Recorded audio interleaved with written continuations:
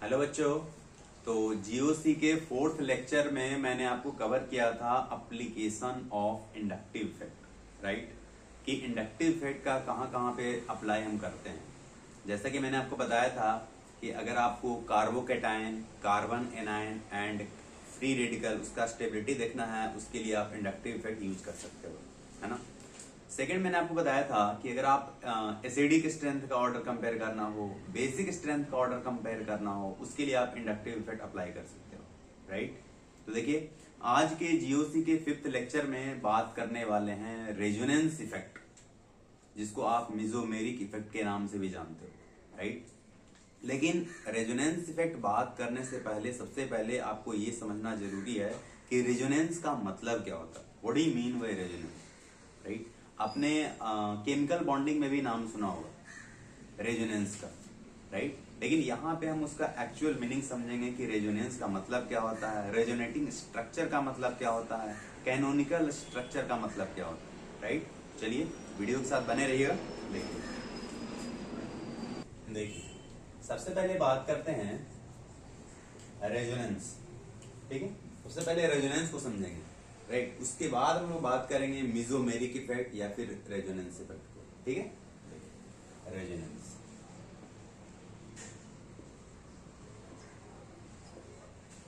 तो क्या होता है इसका मतलब, रेजोनेंस का मतलब। देखो, रेजोनेंस का मीनिंग ये है कि जब कोई सिंगल स्ट्रक्चर उसके सारे प्रॉपर्टीज को एक्सप्लेन ना कर पाए।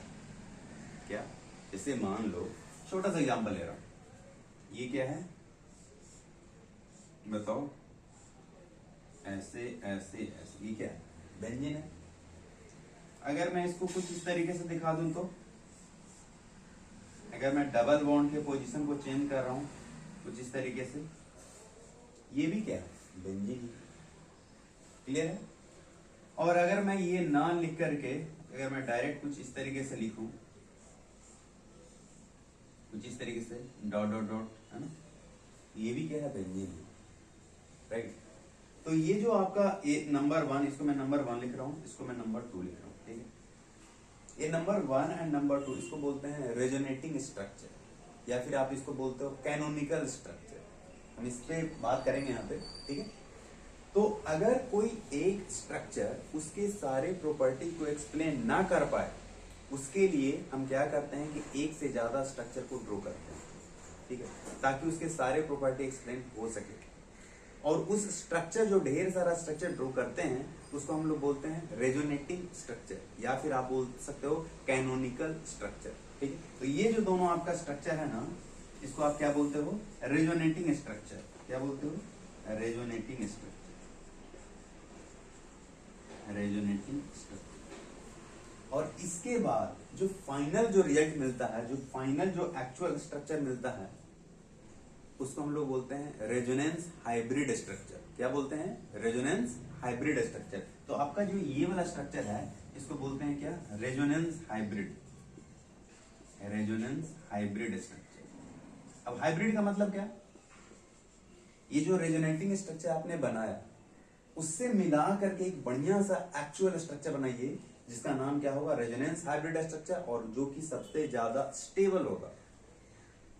और केमिस्ट्री में आपको एक चीज तो पता ही होगा, जो सबसे ज्यादा स्टेबल होता है उसका एनर्जी क्या रहता है, सबसे कम होता है, राइट। तो ब्रैकेट में आप यहाँ पे समझ सकते हो, इसका एनर्जी क्या होगा, लोएस्ट एनर्जी होगा। क्लियर। तो आज हम इसी के बारे में बात करने वाले हैं कि रेजोनेंस का मतलब क्या होता है। साथ ही हम ये भी देखेंगे कि किस तरीके से रेजोनेटिंग स्ट्रक्चर ड्रॉ करते हैं, उसके कुछ रूल्स होते हैं, मैं आपको लिखवाऊंगा, ठीक है। तो चलिए, इसको मैं मिटा रहा हूं, देखो।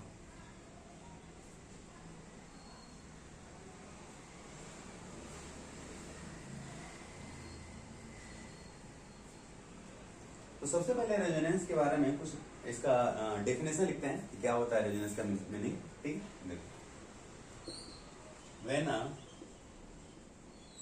when a single Lewis dot structure, huh? when a single Lewis dot structure is unable to explain, is unable unable to explain all the properties of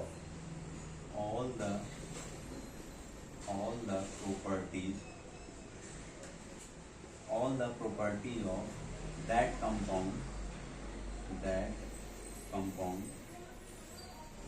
मैंने क्या लिखा है कि when a single Lewis dot structure is unable to explain all the properties of compound, then two or more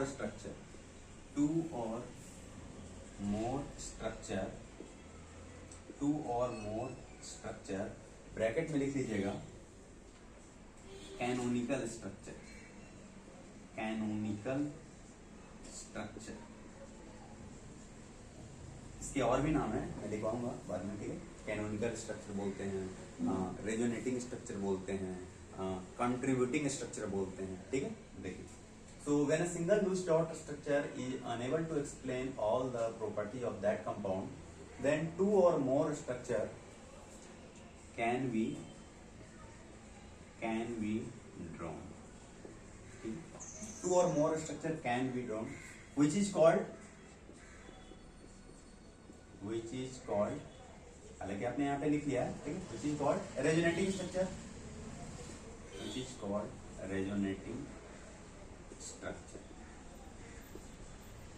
ठीक है, which is called resonating structure. अब समझिएगा ध्यान से। अब out of that canonical structure out of that canonical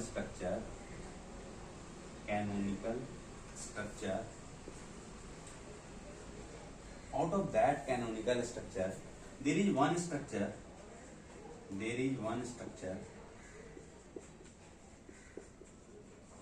which is known as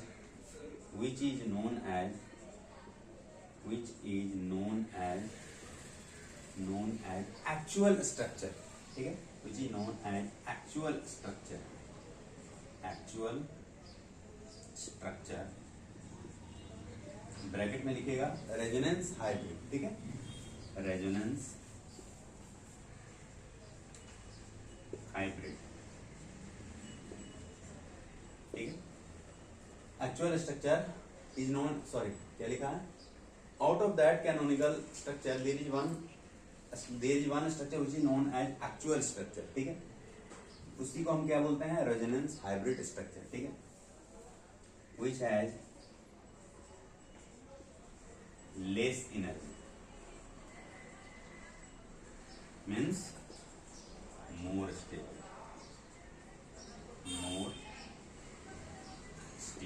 उसका energy क्या होगा, बहुत कम होगा, और उसका स्टेबिलिटी क्या होगा, बहुत ज्यादा होगा, ठीक है। आप ऐसे ही बोल सकता हूँ कि रेजोनेंस हाइब्रिड जो होगा उसका स्टेबिलिटी क्या होगा, सबसे ज्यादा होगा, ठीक है। एक एग्जांपल ले रहा हूँ, जैसे बेंजीन का ही ले रहा हूँ, ठीक है।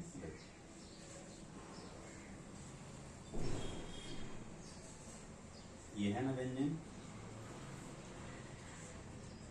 ये रेजोनेंस का साइन है, ठीक है। देखो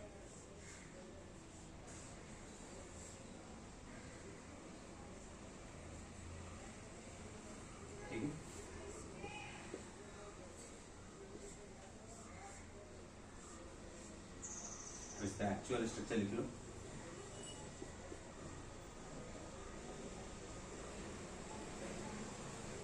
ठीक है। ये जो दोनों स्ट्रक्चर है इसको क्या बोलते हैं, रेजोनेटिंग स्ट्रक्चर,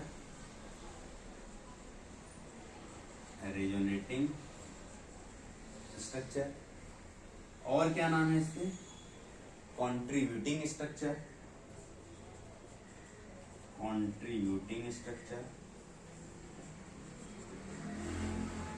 और क्या नाम है इसके, कैनोनिकल स्ट्रक्चर, ठीक है, कैनोनिकल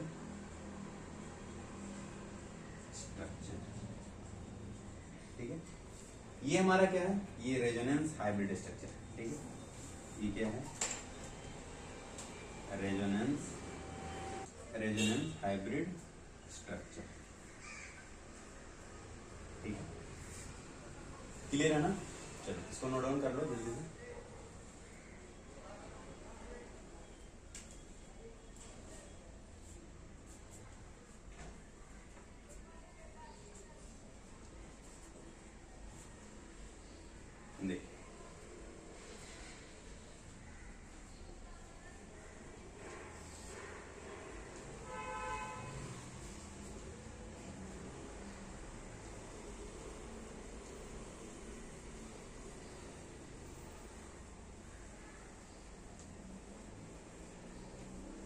ये जो रेजोनेटिंग स्ट्रक्चर हमने ड्रॉ किया ना,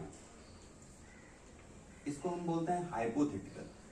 मतलब क्या, इसका कोई रियल सिग्निफिकेंस नहीं है, ठीक है। कुछ और पॉइंट लिखेंगे इसके बारे में।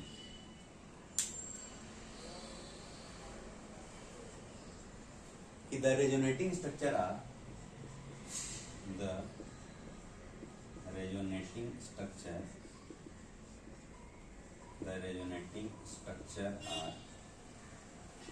हाइपोथेटिकल, ठीक है,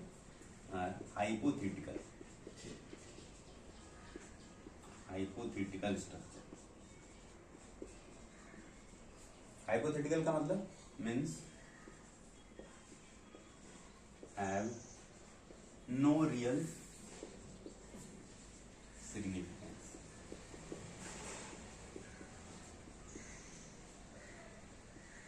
ठीक है, द रेजोनेटिंग स्ट्रक्चर जो होता है उसको क्या बोलते हैं, हाइपोथेटिकल बोलते हैं, ठीक है। इसका कोई रियल सिग्निफिकेंस नहीं है, ठीक है। Next point,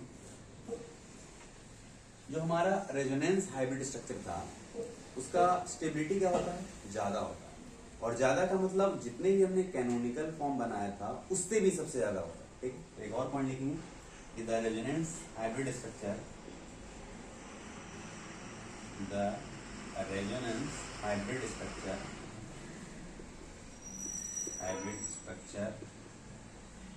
are more stable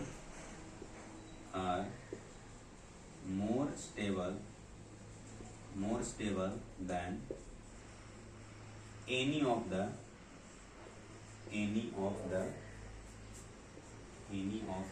canonical structure,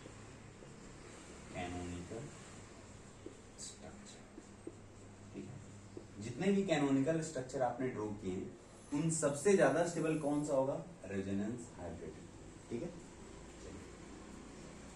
एक और चीज, एक छोटा सा काम होता है, उसको बोलते हैं रेजोनेंस एनर्जी। क्या बोलते हैं, रेजोनेंस एनर्जी। देखिए रेजोनेंस एनर्जी क्या होता है, ये भी कभी कभी पूछ लिया जाता है। रेजोनेंस एनर्जी या फिर इसी को बोलते हैं रेजोनेंस स्टेबलाइजेशन एनर्जी। क्या बोलते हैं, रेजोनेंस स्टेबलाइजेशन एनर्जी।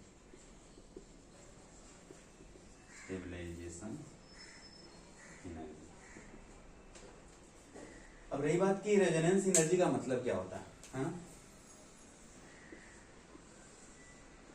ठीक है, इसका मतलब ये होता है कि the energy difference between resonance hybrid and the most stable canonical form, ठीक है। जो रेजोनेंस हाइब्रिड है उसका एनर्जी और जो कैनोनिकल फॉर्म है उसमें जो सबसे ज्यादा स्टेबल है। अब ज्यादा स्टेबल का मतलब क्या, जिसका एनर्जी क्या होगा, कम होगा। उन दोनों के डिफरेंस को बोलते हैं क्या, रेजोनेंस एनर्जी। इसको शॉर्ट फॉर्म में RE ऐसे ही बोलते हैं, ठीक है। तो लिखिएगा the energy difference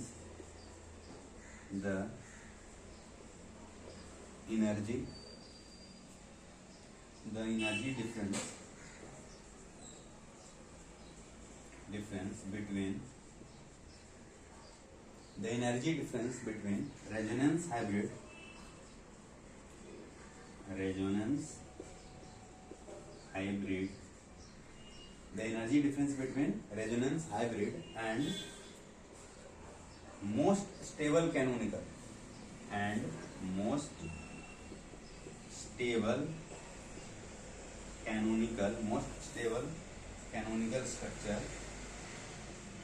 most stable canonical structure bracket में लिख लीजिएगा क्या, जो जिसका स्टेबिलिटी ज्यादा होगा उसका एनर्जी क्या होगा, कम होगा ना।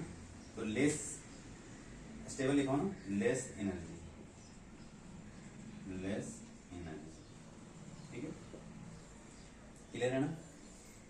The energy difference between resonance hybrid and most stable canonical structure is called resonance energy. बोलो क्लियर है, या फिर इसी को क्या बोलते हैं, रेजोनेंस स्टेबलाइजेशन एनर्जी। क्लियर है। चलो अब आपको एक रफ आइडिया हो गया होगा कि रेजोनेंस का मतलब क्या होता है, राइट। अब हम बात करते हैं कि किस तरीके से रेजोनेटिंग स्ट्रक्चर को ड्रॉ करते हैं। ठीक है, तो जल्दी से इसको नोट डाउन करो पॉज करके, इसको मैं मिटा रहा हूं। देखिए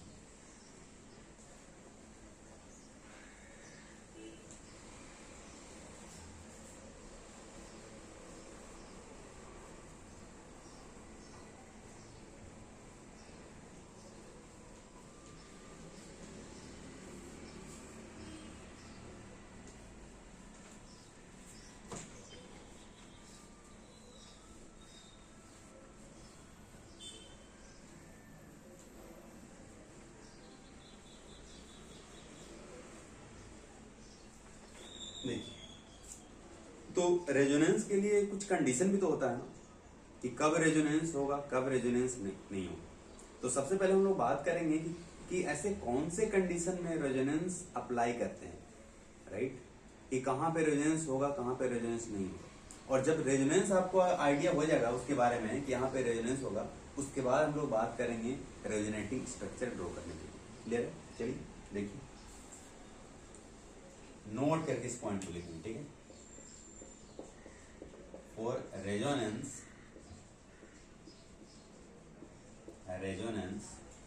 conjugation must be present, conjugation must be present।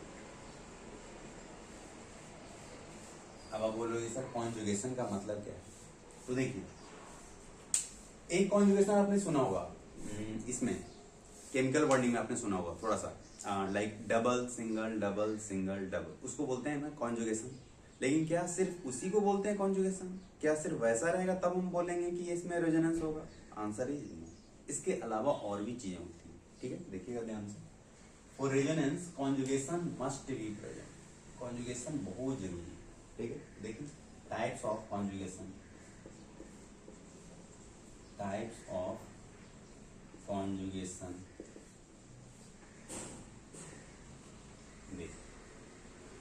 जैसे मान लो, जो आप पहले जानते हो, क्या जानते हो, डबल सिंगल डबल, ये है ना कॉन्जुगेशन, डबल सिंगल डबल। या फिर इसके अलावा देखो, डबल सिंगल ट्रिपल भी होगा तो भी हम क्या बोलेंगे, इसमें कॉन्जुगेशन है। या फिर इसके अलावा देखो, प्लस चार्ज सिंगल डबल, ये भी conjugation. Minus charge single double, ये भी क्या है, कॉन्जुगेशन। रेडिकल सिंगल डबल, ये भी क्या है, कॉन्जुगेशन। तो कहने का मतलब समझ में आ रहा है, अगर प्लस चार्ज हो तो भी कॉन्जुगेशन है, माइनस चार्ज हो तो भी कॉन्जुगेशन, फ्री रेडिकल है तो भी क्या है, कॉन्जुगेशन। क्लियर है? तो ये सबका मतलब समझ में आ रहा है ना, कि सिर्फ ये नहीं आप समझना कि डबल सिंगल डबल रहेगा तो ही कॉन्जुगेशन है, इसके अलावा भी है। देखो डबल सिंगल ट्रिपल है ना, इसमें conjugation. Plus single double conjugation, minus single double, ये भी क्या है, conjugation. Free radical single double, ये भी क्या है, कॉन्जुगेशन, ठीक। या फिर ऐसे दो डॉट रहेगा, सिंगल डबल, ये भी क्या है, कॉन्जुगेशन। क्लियर है? तो देखो, ये जो तीनों है ना, इन तीनों को आप समझ लेना कुछ इस तरीके से, प्लस चार्ज हो, माइनस चार्ज हो, या फिर फ्री रेडिकल, ठीक। इसको हम लोग पता क्या बोलते हैं, तो बोलते हैं दुख। बोलते हैं ना कि दुख बांटने से दुख क्या होता है, कम होता है। तो उस तरीके से आप इसको समझ सकते हो।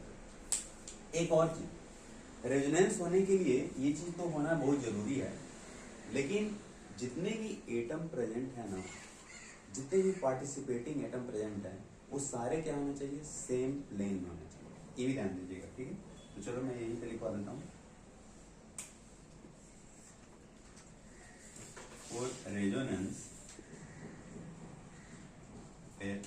रेजोनेंस ऑल पार्टिसिपेटिंग एटम्स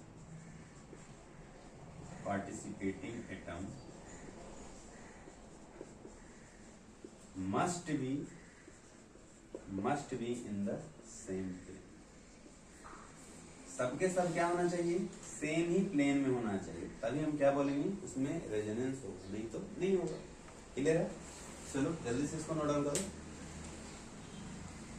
देखिए, इसके बाद मैं कुछ आपको एग्जांपल देता हूँ, चलो यहीं पे दे देता हूँ, ठीक है। जैसे मान लो CH2 प्लस है, CH डबल बॉन्ड CH2, ठीक है। क्या इसमें रेजोनेंस है? देखो, प्लस सिंगल डबल है ना रेजोनेंस। आप प्लस को अज्यूम करो या फिर प्लस हो या फिर माइनस हो, आप अज्यूम करो उसको डबल बॉन्ड, ठीक है। उसके बाद सोचो डबल सिंगल डबल, है ना रेजोनेंस, ठीक। अब रही बात कि आपके माइंड में क्वेश्चन आएगा कि सर वो भी ठीक है, रेजोनेंस का मतलब ही समझ में आ गया, लेकिन रेजोनेंस होने से यहाँ पे कुछ चेंजेज आ रहा है क्या, यहाँ पे ऐसा कुछ हो रहा है क्या, कोई चीज बदल रहा है? आंसर है हाँ, बिल्कुल बदल रहा है। वो क्या है, देखो मुझे एक बात बताओ, ये जो सिंगल बॉन्ड है इसके बॉन्ड लेंथ को मैं एक्स अज्यूम कर रहा हूँ, ठीक है, और इसके बॉन्ड लेंथ को क्या मैं अज्यूम कर रहा हूँ, वाई अज्यूम कर रहा हूँ, ठीक है। आपको एक चीज पता है ना कि सिंगल बॉन्ड हो डबल बॉन्ड हो उसमें बॉन्ड लेंथ किसका ज्यादा होता है? अगर मैं बॉन्ड ऑर्डर की बात करूं तो आप बोलोगे किसका, वाई का। लेकिन अगर मैं बॉन्ड लेंथ की बात करूं तो आप क्या बोलोगे, X is greater than Y, right. तो आपका एक्सपेक्टेशन क्या है बताओ? एक्सपेक्टेशन ये है ना कि बॉन्ड लेंथ क्या होगा, बॉन्ड लेंथ क्या होगा, X is greater than Y, yes और नो। बट रियलिटी कुछ और है, ठीक है। देख मैं आपको रियलिटी पहले बता देता हूँ, इसका रियलिटी क्या है। इसका रियलिटी ये है, x और जो y है ना दोनों का बॉन्ड लेंथ क्या है, सेम। क्या है, दोनों का बॉन्ड लेंथ क्या है, सेम। अब आप बोलो सर कैसे, ऐसे कैसे पॉसिबल हो सकता है? तो देखिए ध्यान से देखिए, सबसे पहले मैं इसका रेजोनेटिंग स्ट्रक्चर बनाऊंगा। क्या बनाऊंगा, रेजोनेटिंग स्ट्रक्चर। वो कैसे होगा, देखो ये वाला बॉन्ड टूटेगा ना कुछ इस तरीके से, तो अगर ये वाला बॉन्ड टूटेगा, आपको पता है ना पाई बॉन्ड क्या होता है, वीक होता है, सिग्मा बॉन्ड क्या होता है, स्ट्रॉन्ग होता है। तो ये हमारा सिग्मा बॉन्ड है, ये हमारा क्या है, पाई बॉन्ड है ना, ये सिग्मा ये क्या है, पाई है। तो अगर ये इस तरीके से ब्रेक होगा तो यहाँ पे माइनस चार्ज, तो यहाँ पे आ जाएगा क्या, डबल बॉन्ड, है ना, CH2। कुछ इस तरीके से अगर ब्रेक होगा तो क्या होगा बताओ, CH2 डबल बॉन्ड CH, और इसके ऊपर क्या आ जाएगा, प्लस चार्ज। क्लियर है? ये प्लस चार्ज यहाँ पे था ना, दूसरे वाले रेजोनेटिंग स्ट्रक्चर में कहाँ पे आ गया, प्लस चार्ज यहाँ पे आ गया। कुल मिलाकर के हम बोल सकते हैं कि प्लस चार्ज क्या हो रहा है, यहाँ से यहाँ आ रहा है ना। तो देखो इसका जो फाइनल जो स्ट्रक्चर है जिसको आप बोलते हो रेजोनेंस हाइब्रिड स्ट्रक्चर, RHS, जो कि सबसे ज्यादा स्टेबल होता है, वो देखिए कुछ इस तरीके से होगा, CH2 CH CH, है ना। और ये जो डबल बॉन्ड जो डीलोकेलाइज हो रहा है, एक टर्म होता है लोकेलाइज, एक टर्म होता है डीलोकेलाइज। लोकेलाइज का मतलब है कि जो जहां पे है वहीं पे रहेगा। डीलोकेलाइज का मतलब क्या होता है, वो अपना पोजीशन चेंज करेगा। क्लियर है? देखिए ये डबल बॉन्ड क्या हो रहा है, डीलोकेलाइज हो रहा है, मतलब ये अपना पोजीशन चेंज कर रहा है। पहले यहां था, अब यहां पे आ रहा है। क्लियर है ना? तो मैं इसको दिखाने वाला हूँ कुछ इस तरीके से, डॉट डॉट से, है ना, कुछ इस तरीके से, है ना। क्लियर है कि पहले यहाँ था फिर यहाँ आ गया, है ना। अब आप खुद ही देख करके बताओ कि क्या सच में बॉन्ड लेंथ एक्स का और वाई का दोनों का सेम है? देखो ध्यान से, बिल्कुल सेम है ना। तो देखो यहाँ पे क्या बोलोगे, bond length of X equals to Y. ये मान लो एक्स है, ये मान लो क्या है, क्लियर है। दूसरी चीज, ये जो प्लस चार्ज है, प्लस चार्ज चलो मैं यहाँ पे लिख रहा हूँ डेल्टा ऑफ प्लस, यहाँ भी क्या लिख रहा हूँ, डेल्टा ऑफ प्लस, ठीक। देखो प्लस चार्ज एक ही प्लस चार्ज है ना, एक बार यहाँ पे है एक बार यहाँ पे चार्ज है ना, टोटल एक ही है।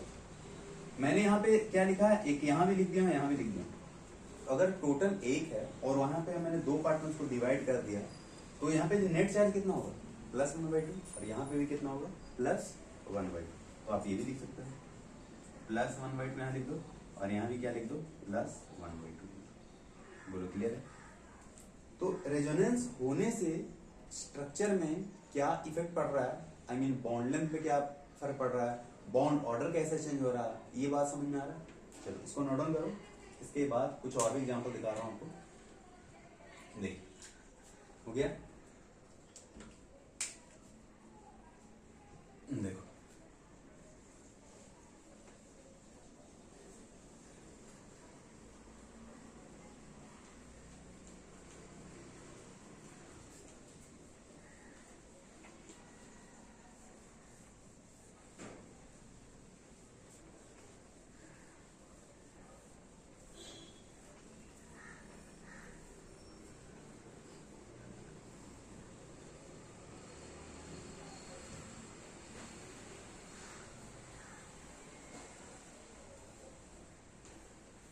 अब आप लिखिएगा rules to draw resonating structure, ठीक है। Rule for writing the resonating structure,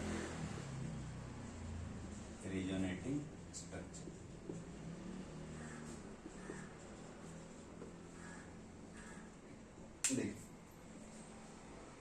सबसे पहला रूल ये बोलता है कि arrangement of atom must be in the same plane, ठीक। Rule number 1, arrangement of atom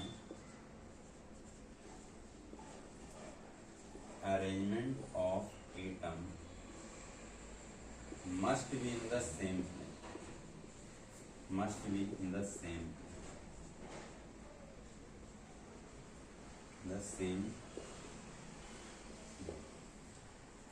arrangement of atom must be in the same plane. इसका मतलब क्या है, जैसे मान लो CO3 2 नेगेटिव का बात बता रहा हूँ, ठीक है। CO3 2 नेगेटिव, एक ऑक्सीजन 2, एक डबल बॉन्ड दे दो, ये डबल बॉन्ड यहाँ पे, 2 नेगेटिव चार्ज, एक यहाँ पे है और एक यहाँ पे, ठीक।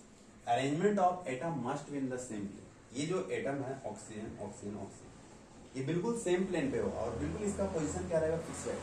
ये जो यहाँ पे है वो यहाँ पे रहेगा, ठीक है। अगर मैं इसका दूसरा वाला स्ट्रक्चर बनाऊंगा तो ये जो ऑक्सीजन है ना, ये अपना पोजीशन चेंज नहीं करेगा, क्लियर है। ये जैसे मैं अगर इस ऑक्सीजन को 1 बोलता हूँ, ठीक है, इस ऑक्सीजन को मैं 2 बोल रहा हूँ, इस ऑक्सीजन को मैं क्या बोल रहा हूँ, 3 बोल रहा हूँ, तो यहाँ पे भी क्या रहेगा, वही ऑक्सीजन रहेगा 1, यहाँ पे क्या रहेगा, ऑक्सीजन 2 रहेगा और यहाँ पे क्या रहेगा, ऑक्सीजन 3 रहेगा, ठीक है। ये ऑक्सीजन 1 है, ऑक्सीजन 2 है और ये आपका क्या है, ऑक्सीजन 3, ठीक है। देखिए रूल नंबर 2,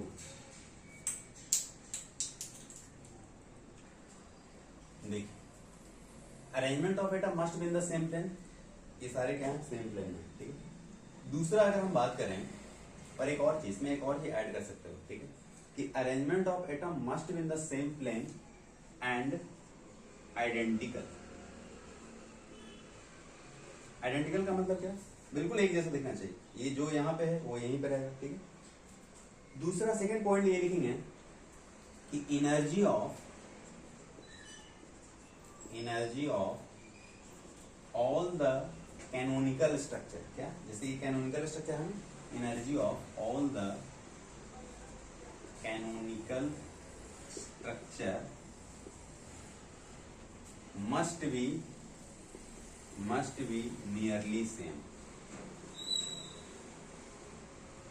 जितने भी कैनोनिकल स्ट्रक्चर होगा उसका एनर्जी ऑलमोस्ट क्या होगा, सेम का मतलब क्या, जैसे मान लो अगर एक का 40 है तो दूसरे का क्या होगा, 40 या फिर 39 बोल सकते हो। ये नहीं कि मान लो एक कैनोनिकल स्ट्रक्चर का एनर्जी 40 किलो जूल है, दूसरे का आप मान लो कि आप अज्यूम करो कितना, 500 किलो जूल, तो ऐसा नहीं होगा, ठीक है। सो सेकंड रूल ये बोलता है कि energy of all the canonical structure must be nearly same. ये वाला रूल बड़ा इंपॉर्टेंट है, ठीक है, ठीक है। अब देखिए, अब जैसे मान लो ये स्ट्रक्चर है तो इसका रेजोनेटिंग स्ट्रक्चर ड्रॉ करते हैं। तो बताओ, ये डबल बॉन्ड यहाँ पे है ना, पहली बात एक कॉन्जुगेशन है या नहीं, डबल सिंगल डबल है ना, कॉन्जुगेशन, डबल सिंगल डबल बिल्कुल कॉन्जुगेशन, ठीक है। तो इसके बाद क्या आ जाएगा, ये डबल बॉन्ड यहाँ पे, ये माइनस चार्ज यहाँ पे है ना। और कैसे लिख सकते हैं इसको बताओ, ये डबल बॉन्ड यहाँ पे है, ये जो लोन पेयर है, नेगेटिव चार्ज इसको बोल रहा, ये इधर आएगा ना, तो ये कहाँ से चला जाएगा, ये इधर, ये लिखा हूँ ना, बताओ। अब यहाँ पे क्या हो जाएगा, ये नेगेटिव और ये नेगेटिव। तीसरा रूल ये ध्यान देना कि जितने भी कैनोनिकल स्ट्रक्चर हैं उसमें नंबर ऑफ लोन पेयर क्या होना चाहिए, सेम होना चाहिए, ठीक है। तो रूल नंबर 3 ये बोलता है कि ईच कैनोनिकल स्ट्रक्चर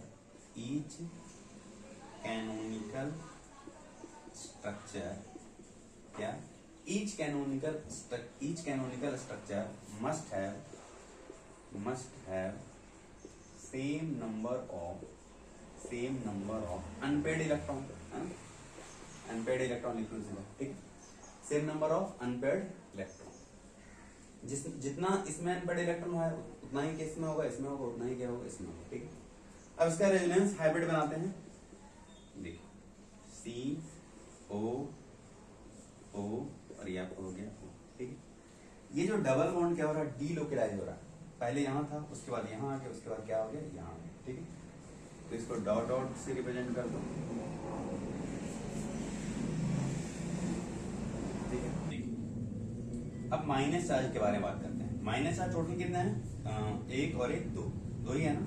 फिर मैं यहाँ पे लिख रहा हूँ delta negative, delta negative, delta negative. ठीक है, तो नेट चार्ज कितना है, -2 है ना। इसको मैं 3 पार्ट में डिवाइड कर रहा हूँ, तो यहाँ पे कितना हो जाएगा, -2/3, -2/3, -2/3 और यहाँ पे भी क्या हो जाएगा, -2/3। क्लियर है।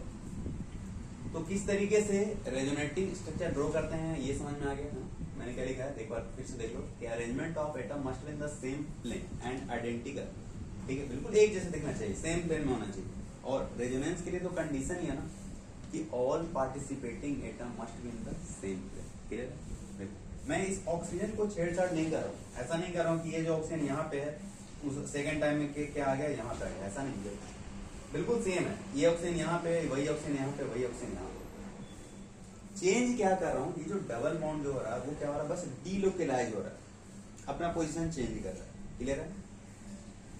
दूसरा मैंने रूल लिखवाया है कि energy of all the canonical structure must be nearly same. ये जो 3 कैनोनिकल स्ट्रक्चर आपको जो दिख रहे हैं इनका एनर्जी क्या होगा, ऑलमोस्ट क्या होगा, सेम, नियरली सेम। ठीक है, और ये आपका क्या है, रेजोनेंस हाइब्रिड स्ट्रक्चर, RHS जिसको बोलते हैं। क्या बोलते हैं इसको, रेजोनेंस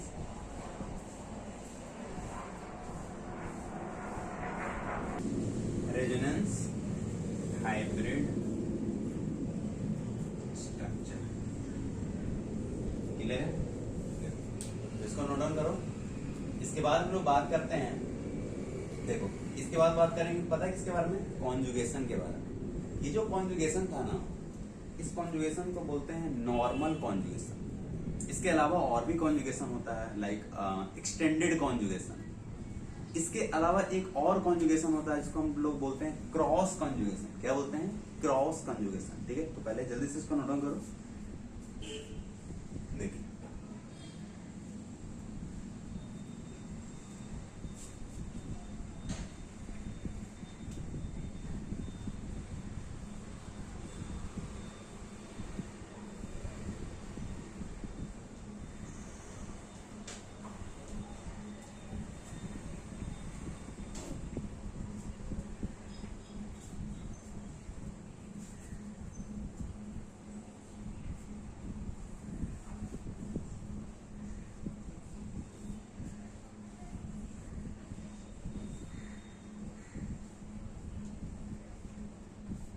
देखिए types of conjugation, types of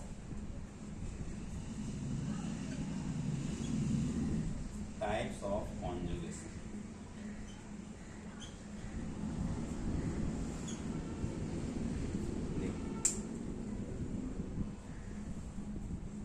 एक को बोलते हैं नॉर्मल कॉन्जुगेशन। क्या बोलते हैं, नॉर्मल। अब तक हमने जितने भी स्ट्रक्चर देखा ना वो सारे के सारे क्या था, नॉर्मल कॉन्जुगेशन।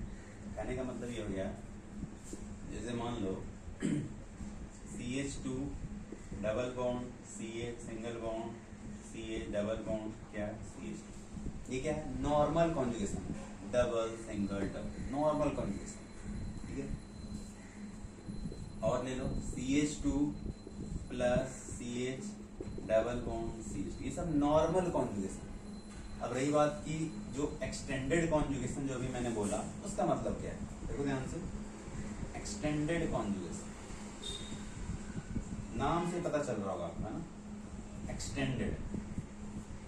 इसका मतलब क्या होगा, एक्सटेंड होगा, ढेर सारा होगा ना, कुछ इस तरीके से मान लो।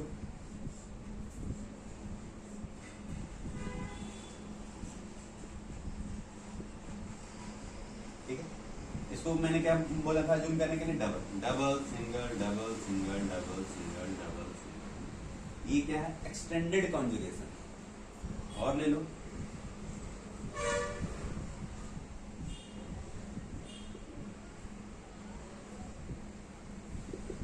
दोनों क्या, double single double single double single, ये सारे क्या हैं? Extended conjugation.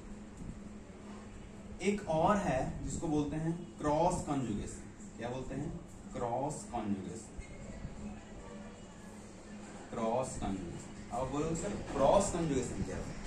चलो नॉर्मल कॉन्जुगेशन, एक्सटेंडेड कॉन्जुगेशन समझ में आता है।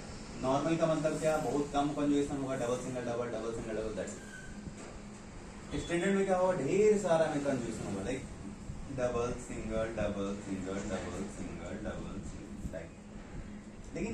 लेकिन क्रॉस कॉन्जुगेशन इसका मतलब क्या है? तो देखिएगा ध्यान से।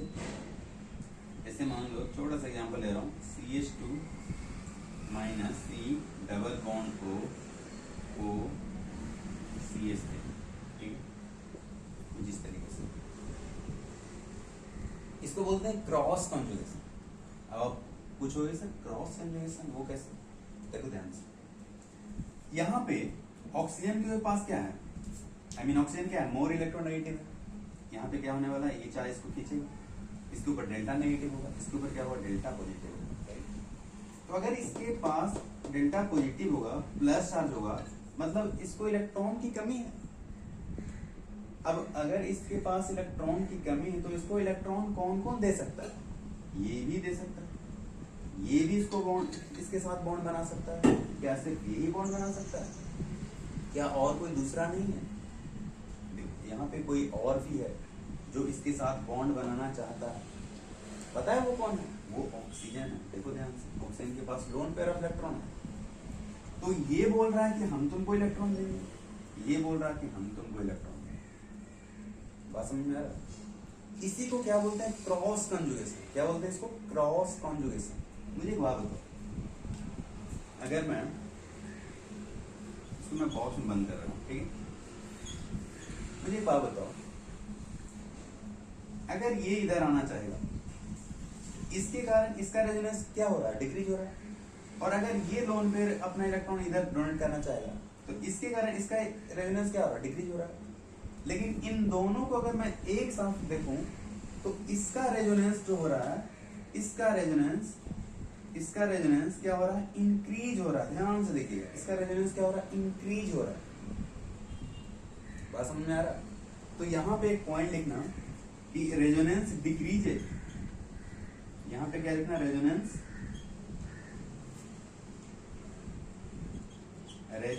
डिक्रीज है। यहां भी क्या लिखना? रेजोनेंस डिक्रीज है। लेकिन यहां पे क्या हो रहा है? रेजोनेंस इंक्रीज हो रहा है, राइट? यहां पे क्या लिखोगे? रेजोनेंस इंक्रीज है। क्लियर? इसका रेजोनेंस डिक्रीज हो रहा है ड्यू टू दिस, इसका रेजोनेंस डिक्रीज हो रहा है ड्यू टू दिस, और इसका रेजोनेंस क्या हो रहा है? इंक्रीज हो रहा है, क्योंकि इसको ये इधर से बॉन्ड बना रहा है, इधर से भी बॉन्ड बना रहा है, तो इसका रेजोनेंस तो इंक्रीज होगा ना। पूरी बात समझ में आया? अब ये जो क्रॉस कॉन्जुगेशन है, इसका बहुत मेजर एप्लीकेशन है यहाँ पे। कब? जब आपको कंपेयर करना आएगा कि ये जो कार्बन कार्बन बॉन्ड लेंथ है, सॉरी ये जो कार्बन ऑक्सीजन का बॉन्ड लेंथ है, इसका इंक्रीज होगा या डिक्रीज होगा? दो आपको एग्जांपल गिवन रहेगा, उस केस में आपको बताना होगा कि किसका बॉन्ड लेंथ ज्यादा, किसका बॉन्ड लेंथ कम होगा। ठीक है, तो चलो पहले इसको नोट डाउन करो। इसके बाद पहले मैं आपको क्रॉस कॉन्जुगेशन का मीनिंग भी समझा देता हूँ, डेफिनेशन के तौर पे। ठीक है, देखो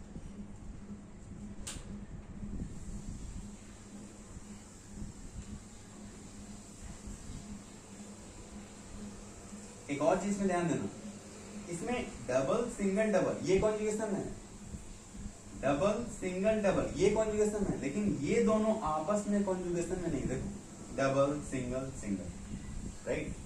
तो इसका डेफिनेशन पहले लिख लो। चलो मैं यहाँ पे लिखवा ही देता हूँ। क्रॉस कॉन्जुगेशन,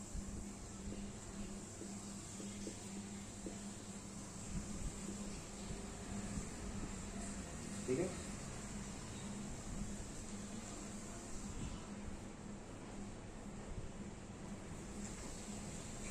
एक डायग्राम भी पहले बना लो, इससे बेटर होगा समझने में।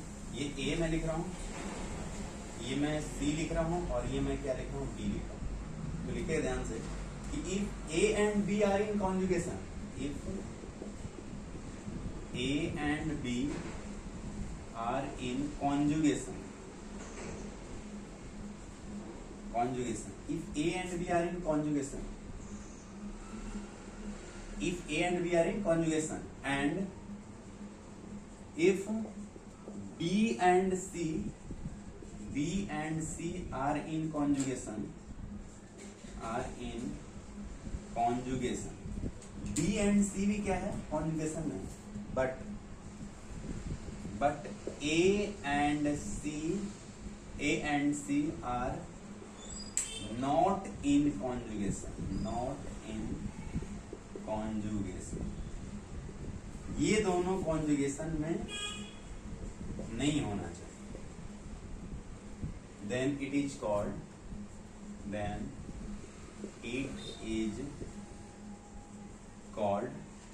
Cross conjugation. क्या बोलते हैं इसको? Cross conjugation. ठीक है, तो नॉर्मल कॉन्जुगेशन हो गया, एक्सटेंडेड कॉन्जुगेशन हो गया, और क्या हो गया? Cross conjugation. ठीक है, मैं आपको कुछ होमवर्क भी देता हूं. देखिए, आप इसका number of resonating structure draw कीजिएगा. ठीक है, इसके कितने रेजोनेटिंग स्ट्रक्चर हैं? लाइक CH2 मान लो प्लस, एक तो ये हो गया. दूसरा आप बनाइएगा इसके number of resonating structure draw कीजिएगा. ठीक है, क्लियर है? 2 क्वेश्चन दिया हूं. ठीक है, इसके बाद हम लोग बात करेंगे अगले लेक्चर में. ठीक है, अगले लेक्चर में मैं आपको लेकर के आऊंगा कि किस तरीके से, अगर मान लो 2 रेजोनेटिंग स्ट्रक्चर है ना, A B C D 4 मान लो, उसमें किस तरीके से स्टेबिलिटी डिफाइन करते हैं, I mean stability of resonating structure बताते हैं, वो मैं आपको बताऊंगा अगले लेक्चर में. ठीक है, तो आज के लिए मैं इतना ही रखता हूँ. मिलते हैं अगले लेक्चर में. ठीक है.